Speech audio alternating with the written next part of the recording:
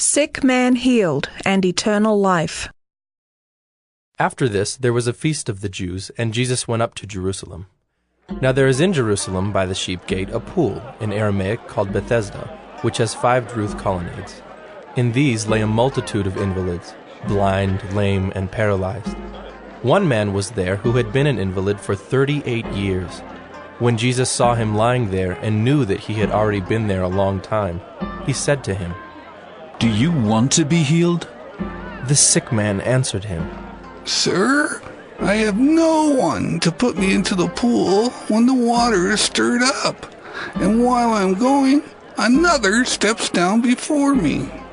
Jesus said to him, "Get up, take up your bed, and walk." And at once the man was healed, and he took up his bed and walked. Now that day was the Sabbath, so the Jews said to the man who had been healed, "It is the Sabbath, and it is not lawful for you to take up your bed."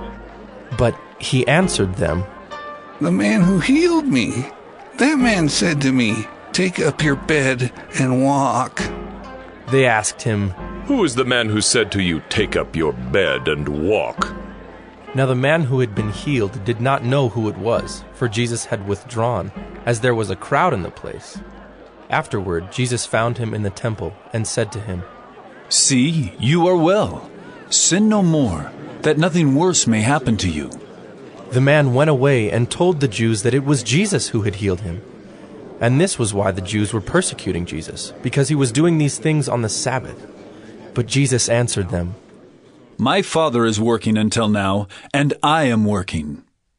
This was why the Jews were seeking all the more to kill him, because not only was he breaking the Sabbath, but he was even calling God his own Father, making himself equal with God. So Jesus said to them, "Truly, truly I say to you, the Son can do nothing of his own accord, but only what he sees the Father doing.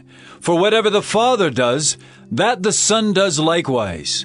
For the Father loves the Son, and shows him all that he himself is doing. And greater works than these will he show him, so that you may marvel. For as the Father raises the dead and gives them life, so also the Son gives life to whom he will. The Father judges no one, but has given all judgment to the Son, that all may honor the Son, just as they honor the Father. Whoever does not honor the Son does not honor the Father who sent him. Truly, truly I say to you, whoever hears my word and believes him who sent me has eternal life. He does not come into judgment, but has passed from death to life. Truly, truly I say to you, an hour is coming and is now here, when the dead will hear the voice of the Son of God, and those who hear will live. For as the Father has life in himself, so he has granted the Son also to have life in himself. And he has given him authority to execute judgment, because he is the Son of Man. Do not marvel at this, for an hour is coming when all who are in the tombs will hear his voice and come out, those who have done good to the resurrection of life, and those who have done evil to the resurrection of judgment.